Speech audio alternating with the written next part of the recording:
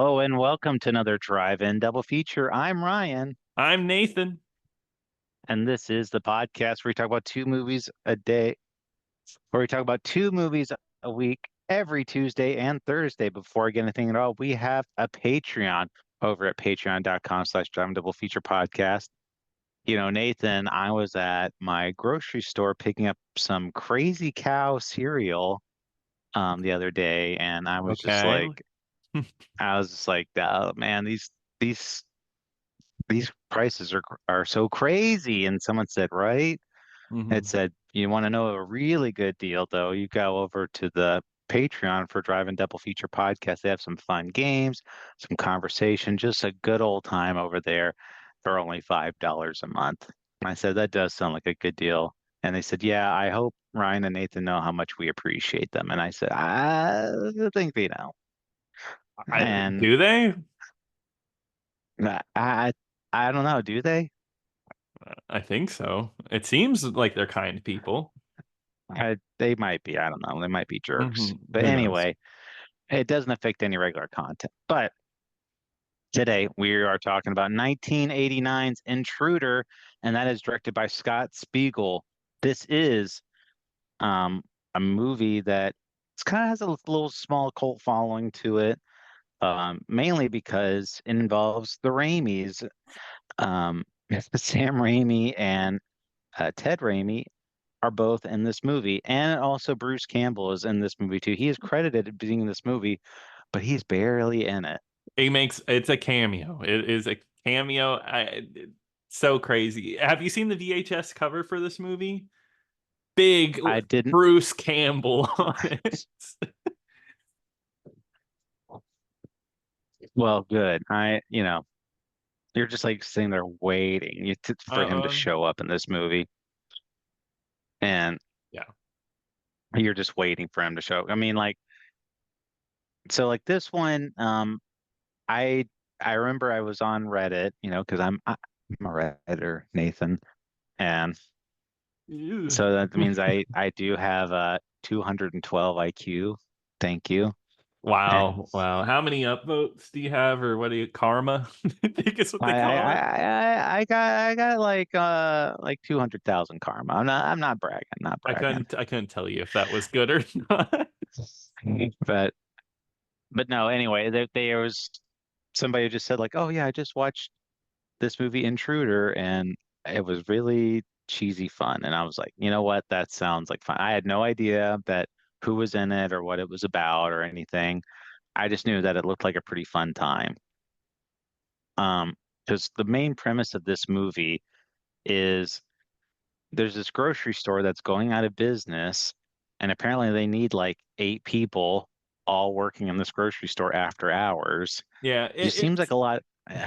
they got to take care of the place, especially when nobody's there. Absolutely zero customers. Yeah, it seems a bit excessive, but damn it, they need every employee. They need all hands on deck for this grocery store. And the And spoilers for later in the movie, but they have to close the grocery store, and maybe this is part of the reasons why, because they're wasting money on employees. yeah, I mean, you need just like 8 employees, and like half of them are just like standing around doing nothing. Yeah, But eating the food on the shelves. eating the food on the shelf, just mindlessly doing random tasks. But yeah, the main premise of this movie is that there is a killer on the loose, and they kind of do like a red herring in the beginning of this movie where the main girl, Jennifer, is being stalked by her ex, named Craig. And so he kind of acts like super aggressive, very erratic in the first half of this movie. Um, so you're already like, hey, this guy's bad news. Like, let's kick him out. So they throw him out of the grocery store. And then, like any other slasher movie, a series of deaths happens.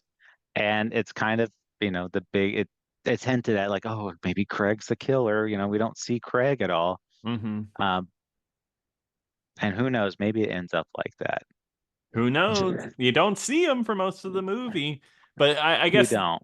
the idea is like you have to question it because they do lock him out at one point, right? And then He's outside the grocery store, but maybe he has a way in. We never know. It's a hidden person slasher movie in a grocery store. Which a grocery store, I at first I was like, wow, that's that they really are scraping the bottom of the barrel for places. But you know what? It ends up being kind of a fun place to do your movie. Doesn't really seem like a grocery store would be like a good place for you to like sneak up on people, but No. it ends it ends up really being like a fun kind of location. Now, like I said, for like the first half of this movie, kind of introduced all the characters, and there's like this one guy in there, named what was his name? Bub. Well, And he speaks in like a really like bizarre way. yeah, he has like quite an accent. He's I, like, I don't. "Die, let me get your box cutter." Yeah, it's like a California accent, but like a little like maybe I guess you would say like effeminate and like drawn out. It's so odd. And it's like one of the many weird elements of this movie because I mean, I don't know about you. I kind of consider this like a dark comedy in a way. There's a lot of humor in this, and I don't know if that's part of the humor. I think so. I mean, at this point, Evil Dead 2 had been out, or Hmm. like they're so, Sam Raimi and Ted Raimi are both in this movie in small parts, but they are there. Eh. But so it wouldn't, I kind of took this as a very light comedy. Not light, Yeah. and just there are some comedic elements in this movie that is intentional. Yeah. But it is funny that you point out that character. Because I don't know if you looked at his filmography and what he would go on to do. No. This was his first ever role, and he would later go on to direct Igby Goes Down, Pride, Prejudice, and Zombies, and 17 What? again. Yeah, he's like a pretty popular, like not like a popular director, but he made big stuff. Oh my God. Yeah, yeah, Oh, 17 again. Yeah, I saw that movie. yeah, Yeah. Goes down. yep. So hey, there we go. I wonder if he actually talks that way. I was wondering if that was like his actual voice. I don't know. Um, but it was funny. So there's like one point, which there's this other weird scene where they're like, "Oh, well, like where could the killer be?" And Bub is like, "It might be in the attic." And then like, and and then like this one and I thought in my head like I was like I said it out loud just because it was funny. I was like attic, and then like a character like said it too, like as mocking him. So I just thought it was funny. Like I had this You had the like we same both thought. just thought, yeah. And I would love it if it wasn't a voice and the actor just like broke and made fun of him in that moment. God, what but anyway, what an odd setup for a movie where like because the first 20 minutes is them trying to find because the ex hides in the grocery store and it's 20 minutes of them hunting him down. And it kind of introduces like kind of the slower pace of the movie, I'd say, where it is just a lot of It, talking. there's a Um, lot of, I mean, for the first half of this movie, there is definitely some padding there. Oh yeah. But what I like is they know it's padding and they at least make it visually interesting. They somehow make this low budget slasher really fun to look at. They do some really interesting shots in this movie. Like when she Oh talks about yeah. like, oh, my ex went to jail, the camera turns and you see her through like a shopping cart, like a jail cell.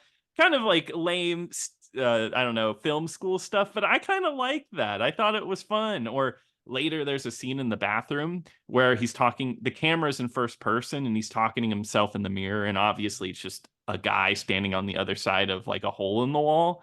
I don't know, Hmm. fun stuff like that helps make the movie a little more enjoyable with padding. Trust me, Yeah, after okay. 300 movies a drive-in double feature with maybe half of them with padding, at least this one gives you something fun to to do during that. No, I was never bored in this movie. Like there is some slow bits in there, Yeah. but at least like the characters are like kind of interesting because Yeah.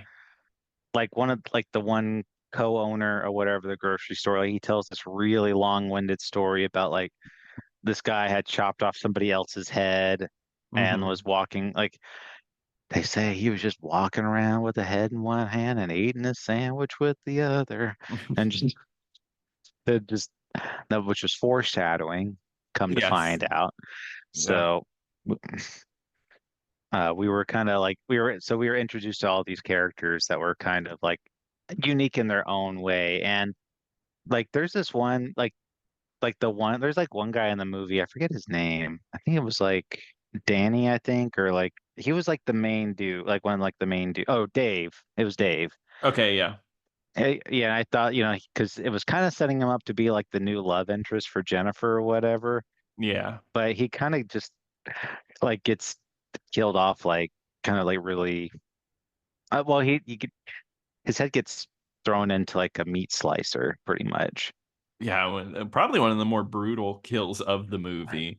The if there's one thing to take out of this movie is that the deaths are violent. They use like the budget went into the effects budget of getting blood Oh, splatter and destroying heads. oh yeah. That's one thing I will say. Like this movie had some very unique deaths to it. Hmm. It wasn't like the usual, just like stab or like somebody gets their head chopped off or whatever. It was just like we're going to use every part of this grocery store, and like if they would kind of do like the thing where it's like they do like they show the banana peel or like they show like this like item and like a character using it, and then it's just like oh like what's gonna happen like that's gonna be used later. Hmm. Yeah, Um, it has a lot of fun moments like that. And like I don't know, like it's definitely like I feel like a location, but yeah, no, and I like that it uses the grocery store to its full advantage and all of the small employees where Ted and Sam Raimi both kind of do similar jobs. They're both like meat people, or well, butchers. no, one's the produce guy and one's the butcher. Gotcha. Didn't even I guess I wasn't Well, connecting what they did. well, well, like because Ted Raimi was like chopping up fruit and stuff. He was I guess chopping you're up like the right. the watermelon, and like Sam Raimi was the butcher, Randy. Oh, okay, got you. Well, but yeah, so they both like kind of hang out in the background, and no matter what this box tells you or whatever, Sam Raimi and Ted Raimi are barely in this movie. They just kind of exist to die eventually. But Ted Raimi has like this weird thing where he's always listening to his like Walkman, and it's the same beat the whole time. It's I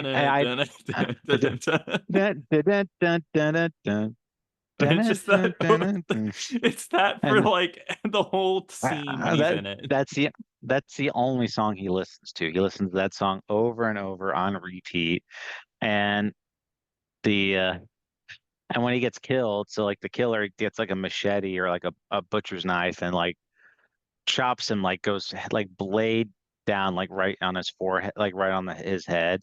Mhm. So it splits his headphones when he's wearing them, and then like, but the song is still playing, but it just goes in slow mo. I was like, dur, dur, dur, dur, dur, dur. Just It got a good laugh out of me. I thought it I, was pretty fun. yeah, And I feel like Sam Raimi's death is pretty well done. I mean, it's a lot more simple one you've seen before, where he gets put on a meat hook. But the way it's done, where like the hook is only going through his mouth, is kind of messed up. I thought that was well done too. yeah. I mean, like I said, like the kills in this movie are probably the most like they don't go for like the real average kill. It's like they're like, okay, yeah, we know this movie's probably not gonna be the best, but we're gonna do whatever we can to make it entertaining. Exactly. They just want to have fun with it, which I think is the best thing you do. Work, just have some fun with the crew and just work with what you got. And I think you can tell that here. So I guess I'll ask you, did you go for like the mystery angle, or did you for most of the movie think it was the X doing the killing? Because personally, I didn't even think a mystery was there. I was just like, oh, the X is just crazy and killing people. I didn't even get into the No. mystery of it. No, I didn't think it was the X at all. Just because if it was the Mm, X, because they showed the X early in the movie, and then all these kills were happening, like you weren't seeing like the X kill them. So that's why I yeah. was like, it's gonna be somebody else. Yeah, which makes Um, complete sense.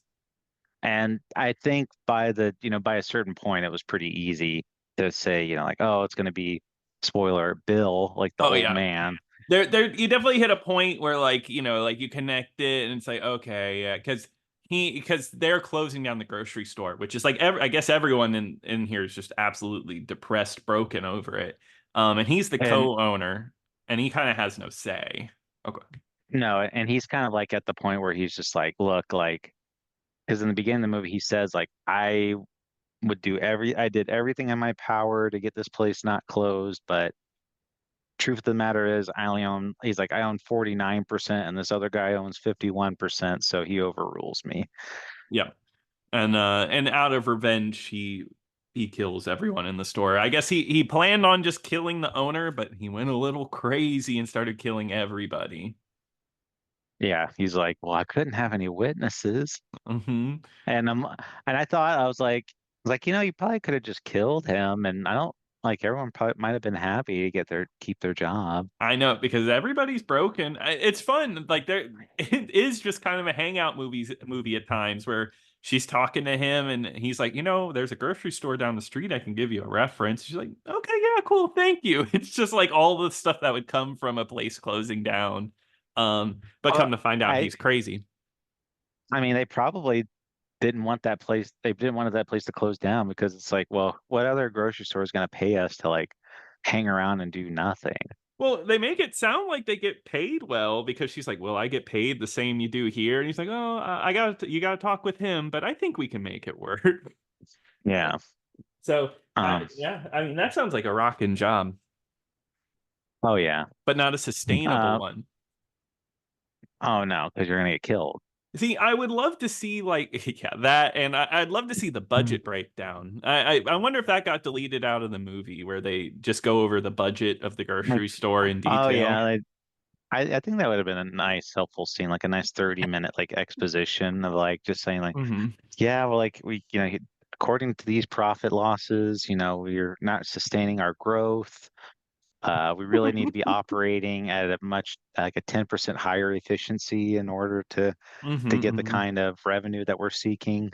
Oh, perfect. And all of that jargon in there.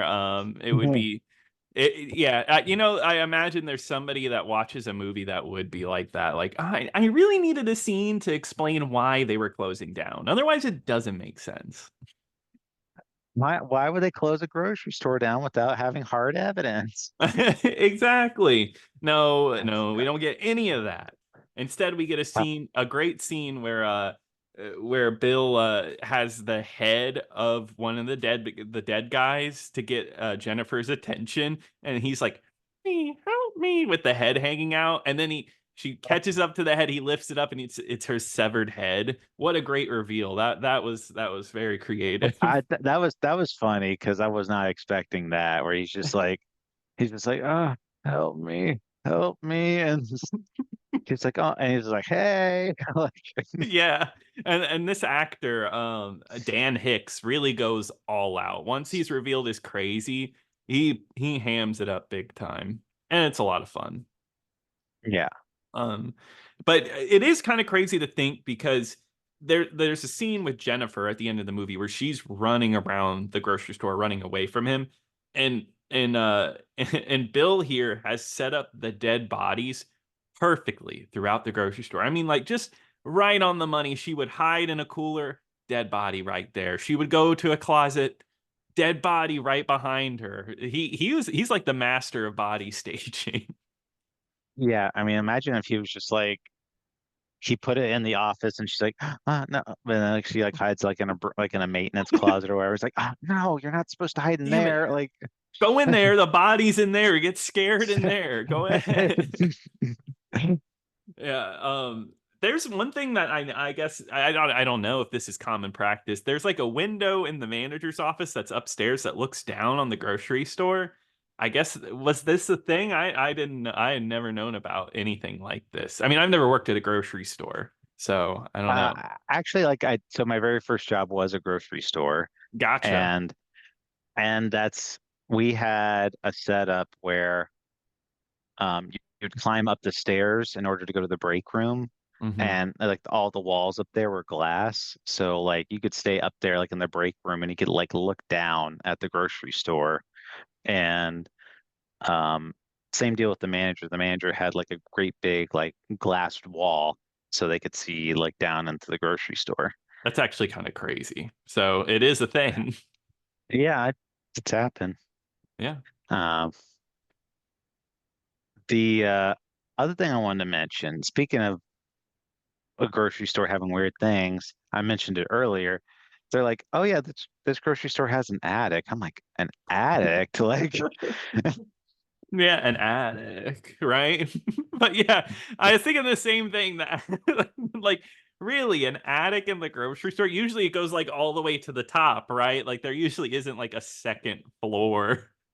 no, and it has like the same deal where it's like they had to like pull on the little like rope and like the Uh-huh. ladder comes out and then they have to like push up the little door, like the trap door type of thing, and like Hmm. to get climb up in there. And it's like a regular house's attic too. It's like your attic has like old like Halloween or Christmas decorations up there or what like Uh-huh. that's what's in there. It's like like decorations. You're telling me you never went into the attic at the grocery store you worked at? I did not. There was no I attic there. Now obviously they wrote the script and they were just like, you know what, throw an attic in there, why not? I maybe like that particular building did have an attic, but that was a grocery store they did film, like a real grocery store, and they Mhm. would film in there after hours. So that's just they had access to that one.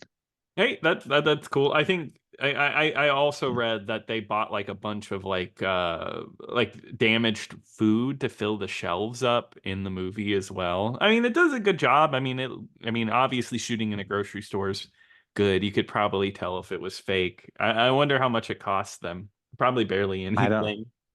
I don't know. But oh, speaking of food, I mentioned it earlier during like Patreon bit was like there was like a cereal and like they did like an extreme close up on it called Crazy Cow cereal. Hmm. And and I was like, is that a real cereal? Is it? Because I thought it was like maybe they made it up for them. It's a real cereal. It's a cereal made by General Mills or was. Okay, yeah, I was gonna say it was. It was an actual General Mills because I was thinking maybe it was a knockoff cereal. It was a round multi-grain cereal pellet which were coated in uh ex, with an excipient of a drink mix. When milk was added, it would dissolve the powdered coating and the mixture would resemble in a slight smell and taste a flavored milk. So you could buy Crazy Cow either in chocolate or strawberry. So basically, like you'd pour your milk in your cereal, and like the coating of the cereal would come off into the milk, and your milk would either be strawberry or chocolate milk. You know, that actually sounds like a really cool cereal. I feel like I would have liked that as a kid. Maybe, yeah. Yeah, Uh, dang. that's not, Yeah, and I guess they stopped. I bet you making that was a pain. probably. Now Yeah. it said it used to collect. It used to have a promotional Star Wars trading cards, but that's kind of odd. Why would they have trading cards for this like little B movie? Why Maybe why that's why the serial went like Oh out yeah. of rent because like that stupid low budget movie like totally bankrupted them. Yeah, no, that I think they put all of their money on this Star Wars thing, thinking it was going to be big. I don't know how. It was by a has-been hack director, with hack stars in it that nobody knows Yeah, anymore. he made Uh, American Graffiti, and then he's like, I can make anything, and he didn't. yeah, yeah, and then he was out. But no, that's actually really cool. All I noticed was Frosted Flakes, which didn't have Tony the Tiger on it. No, it didn't. It had like little kids on the box. No, I'm glad you noticed that too. Yeah, I was Yeah, like, oh, I've never seen I was that. I always love in old movies, like looking at old labels. Like I Hmm. mentioned that like in Home Alone, I think it's like they had like these like gator chips or whatever. It had like a picture of a gator Yeah. on them. And I was like, I could and like I remember like Googling it and I was like, I used to eat those chips as a kid. That's crazy. That's actually I think that is fun. And I guess God, yeah. No, and more of these movies come out with like for me retro like 2000s late 90s movies. I'm going to be seeing all this crap that I like saw as a kid and Oh God. Yeah. Oh, I mean, like I'm doing that now. I mean, like whenever like movies from like the early 2000s or whatever like are Yeah. happening, it's like, oh, I remember that. I Yeah. And know. like or like or like Mountain Dew cans with like the old label or something Yes. like that. And you're just Yeah. like, like Yeah, and when they start talking about purple ketchup, if I look back and I see a movie with like the purple Heinz ketchup, I'm gonna die. And I'll be like, they need to do they that. should. I remember going like at a restaurant, they had the green ketchup. They had it at a restaurant? You got to be kidding Yeah. me. That's Yeah, you crazy. could, and they just had a bottle of Heinz green ketchup. Wow, I actually can't believe that. I remember being so excited for whatever reason, getting it, and then realizing this is just ketchup, and then just like being like disappointed, and a long lesson So in disappointed, being disappointed in things. Oh man. But I guess getting back to the movie, I um, guess. yeah, I guess. But the ending of this movie, I think, is kind of funny because it ends on a very sour note because cop Bruce Campbell and another cop show up. And they arrest both the ex and Jennifer, the stars of the movie, thinking that they committed all the murders. And probably one of the funniest parts is the actual murderer is almost dead in a phone booth that got like crushed, and he goes, Yeah. they did it, they killed them all. And Bruce Campbell slams heads into the car and is like, you did it, you're going in. Yeah. That was that was that was kind of a brilliant. Like he was just like they did Yeah. it. And he's laughing like he's like, yeah, I got him. It's fun. Now, do you think that would hold up in court, Nathan? No, God, no. They obviously could prove that these two did not do these crimes. I'm pretty sure. Maybe But he's got a good. Maybe he got a good lawyer, and now the yeah, grocery store did get to stay open. who knows? Hey, if Billy Jack can get a trial movie, Intruder can get a 3-hour trial movie. That Bill goes to Washington for the third movie. Yeah, he's alive and everything, and he's fighting against these two. I would watch it. That's a Yeah, drive-in classic. but overall, for me, it was a very cheesy slasher movie with a lot of fun kills, and I was pretty entertained during the whole thing. And I would give it a recommend. It's nothing stellar by any means, but it I had a good time. Yeah, no, I totally agree. It's a fun movie. It's a easy to watch slasher with some good jokes and actually some really good kills. Yeah, I'd recommend it, especially if you like Sam Raimi stuff. I know it's not specifically made by him, but it definitely has the same flavor as his stuff. Yeah, absolutely. But that's gonna do it. Nathan, what are we going to talk about next week? All right. Well, I kind of set up a trend already, so let's keep that trend going of flops from the early 2000s, and we're going to talk about Final Fantasy: The Spirits Within, which is streaming right now on Tubi, and I guess it's also on YouTube for free. But Ryan, what are we going to be covering on Thursday? Okay, Nathan, we are going to be continuing this Sam Raimi trashy trend. We're going to be talking about the movie Thou Shalt Not Kill except, and that is streaming over on Tubi right now. Awesome. You know I'm excited for that one. Absolutely. But if you have any thoughts and opinions, please email us over at driveanddoubleFeaturePodcast@gmail.com. Don't forget to check out our Patreon at patreon.com/driveanddoubleFeaturePodcast and check out our YouTube channel, Drive and Double Feature Podcast. But until next time. Until next time.